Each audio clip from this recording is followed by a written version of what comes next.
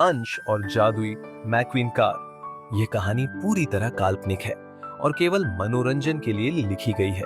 एक शहर में अंश नाम का एक प्यारा और होशियार बच्चा रहता था। वह 5वीं कक्षा में पढ़ता था और उसे कारों से बहुत प्यार था। जब भी कोई नई कार सड़क पर दिखती, अंश की आंखें चमक उठती। उसका सबसे पसंदीदा किरदार था मैक्वीन कार, जो कार्टून मूवी कार्स में आती थी। हर रात अंश अपने बिस्तर पर लेटकर यही सोचता, काश मेरे पास भी असली मैक्वीन कार होती जो बोलती और उड़ सकती।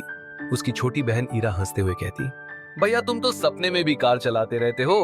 अंश की माँ प्रियंका और पिता विजय उसे प्यार से समझाते, बेटा मेहनत करो, सपने जरूर पूरे होंगे।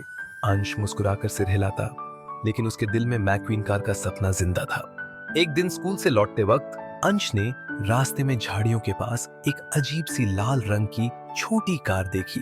उस पर सुनहरे अक्षरों में लिखा था मैजिक मैक्वीन। अंश ने कार उठाई। जैसे ही उसने उसे छुआ, कार में हल्की सी गुनगुनाहट हुई। भैया यह तो चमक रही है, ईरा ने हैरानी से कहा। शायद इसमें बैटरी लगी होगी, अंश बोला और कार को घर ले आया। रात को सब सो गए। अंश ने कार को अपने बिस्तर के पास रख दिया। अचानक व्रूम व्रूम की आवाज आई। अंश की नींद खुली तो देखा कि कार से सुनहरी रोशनी निकल रही है। अंश, एक मीठी आवाज आई। अंश डर गया। कौन? मैं हूँ जादुई मैक्वीन, तुम्हारा सपना पूरा करने आई हूँ। अंश की खुशी का ठिकाना नहीं रहा। उसने अपनी बहन ईरा को उठाया। देख ईरा, यह कार बोल रही है। ईरा की आंखें चौड़ी हो गईं। क्या हम इसके साथ घूमने जा सकते हैं? मैक्वीन ने हंसकर कहा, हाँ बच्चों, तैयार हो जाओ, अब शुरू होती है जादुई सफर की शुरुआत। दुनिया की जादुई यात्रा। पलक झपकते ही कार बड़ी हो गई। अंश और ईरा अंदर बैठे। बेल्ट बांधो, उड़ान भरते हैं। मैक्वीन आसमान में उड़ चली। नीचे शहर की रोशनी झिलमिला रही थी। पहला ठिकाना था स्विट्जरलैंड की बर्फीली पहाड़ियां। वहां बर्फ गिर रही थी, चारों ओर सफेदी थी।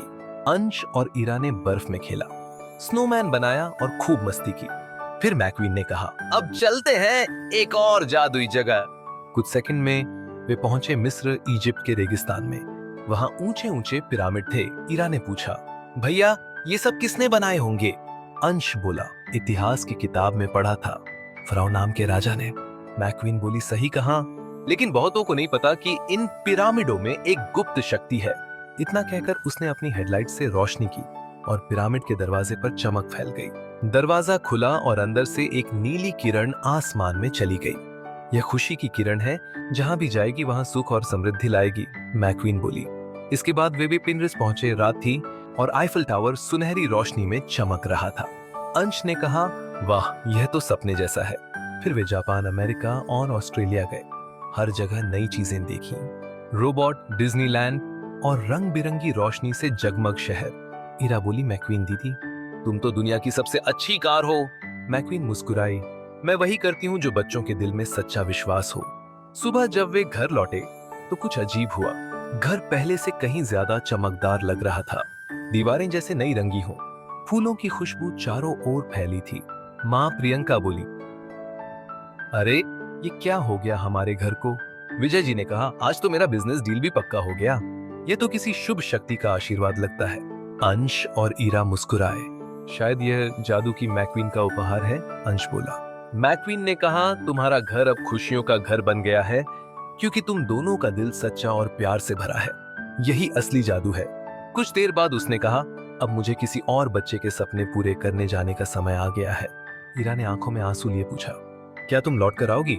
मैक्वीन ने कहा, जब भी किसी बच्चे का दिल सच्चा होगा मैं वहीं रहूंगी। इतना कहकर वह आसमान में उड़ गई।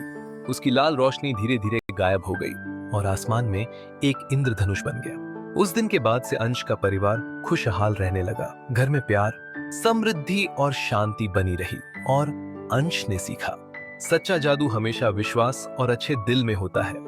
यह कहानी पूरी तरह काल्पनिक है और केवल मनोरंजन के उद्देश्य से लिखी गई है।